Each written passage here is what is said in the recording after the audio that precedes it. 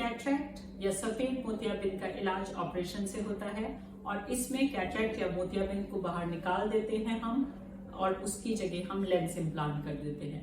आजकल जो बहुत पॉपुलर लेंसेज हैं वो हैं ट्राइफोकल या ईडॉफ या मल्टीफोकल लेंसेज, यानी कि ऐसे लेंसेज कि जिनसे दूर का, इंटरमीडिएट रेंज का और पास का भी अच्छा दिखता है। डिफरेंट टाइप्स के लेंसेज हैं, कोई ऐसे लेंसेज हैं कि जिससे दूर, इंटरमीडिएट और पास अच्छा दिखता है, कोई ऐसे हैं कि जिससे दूर और इंटरमीडिएट अच्छा दिखता है, पास के लिए चश्मा लगाना होता है। तो ये जो डिफरेंट लेंसेज हैं, इनमें कुछ ऐसी चीजें हैं जो आपको जानने की जरूरत है before you take a decision कि कौन सा लेंस डलवाना है और बाद में आप क्या एक्सपेक्ट करें। इसी के बारे में मैं आज आपको बताऊंगी। नमस्ते, मैं हूं डॉक्टर मोहिता शर्मा। मैं सीनियर आई सर्जन और पिको-रिफ्रैक्टिव स्पेशलिस्ट हूं at Tirupati eye centre which is an eye hospital in sector 33 Noida. जब हम ये डिसीजन लेते हैं कि हमको जो लेंस डलवाना है मोतियाबिंद के बाद, वो ट्राइफोकल या ईडॉफ या ऐसा लेंस लगवाना है जिसमें दूर का, इंटरमीडिएट रेंज का और पास का तीनों अच्छे दिखें, तो फिर हमको ये चीज भी याद रखनी है कि ये सिमिलर टू प्रोग्रेसिव ग्लासेस या सिमिलर टू बाइफोकल ग्लासेस होता है। यानी कि आप सभी को पता होगा कि जब भी हम रीडिंग का चश्मा लगाना शुरू करते हैं डिस्टेंस के साथ 40 इयर्स की एज के बाद, तो हमें थोड़ा समय लगता है उससे अडेप्ट होने के लिए, क्योंकि उसमें दूर का तो ऊपर होता है, फिर उसके बाद इंटरमीडिएट होता है, फिर पास का होता है। ये प्रोग्रेसिव लेंसेज में होता है, यानी कि चश्मा में लेंस तो ऐसा ही दिखेगा लेकिन यहाँ पे डिस्टेंस होगा, फिर इंटरमीडिएट, फिर पास होगा। तो हमको ये अडेप्ट होना पड़ता है कि हमको कहाँ से क्या देखना होगा। जो ट्राइफोकल या ईडॉफ लेंसेज होते हैं, जो कि आंख के अंदर इम्प्लांट होते हैं सर्जरी के बाद, इनमें मल्टीपल रिंग्स होती हैं। कोई पार्ट ऑफ द रिंग से दूर का दिखता है, किसी पार्ट से इंटरमीडिएट दिखता है, किसी से पास का दिखता है। अब हमको ये नहीं पता होता ऑपरेशन के बाद कि कौन से पार्ट से हमको देखना है, क्योंकि ये चश्मा नहीं है, ये तो आंख के अंदर का लेंस है। लेकिन हमारी ब्रेन जो है वो अडेप्ट करती है इस चीज के लिए।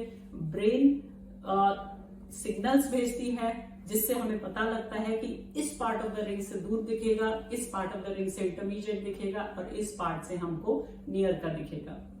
और इस फिनोमेना को हम कहते हैं न्यूरो अडेप्टेशन। ये न्यूरो अडेप्टेशन आज सर्जरी हुई, कल ही नहीं हो जाएगा।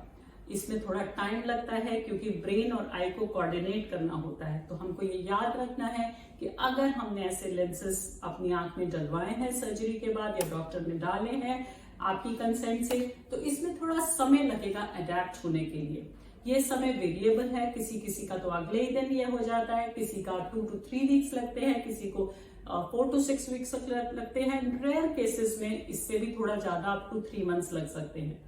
इस न्यूरो एडेप्टेशन को फास्टर करने का एक तरीका है जो मैं आपको आज बताऊंगी, और वो है कि अगर एक आंख में सर्जरी हुई है, दूसरी आंख में भी within a week operate हम करा लें, क्योंकि जितनी जल्दी दोनों आंखें एक जैसा अडेप्टेशन शुरू करती हैं और ब्रेन को कंबाइंड सिग्नल्स जाते हैं, उतनी जल्दी हमको ये तीनों विजन अच्छी आती हैं।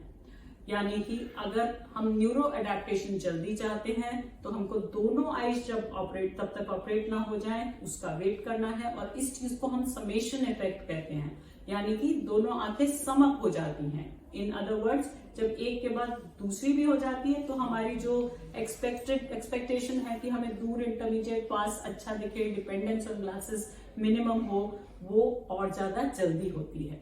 कई लोग इससे घबराते हैं और वो सोचते हैं कि अगर एक आंख हो गई तो उसके लिए दूसरी आंख के लिए हमें 1 महीना या 2 महीना वेट करना है। आज की डेट में ये ट्रुथ नहीं है।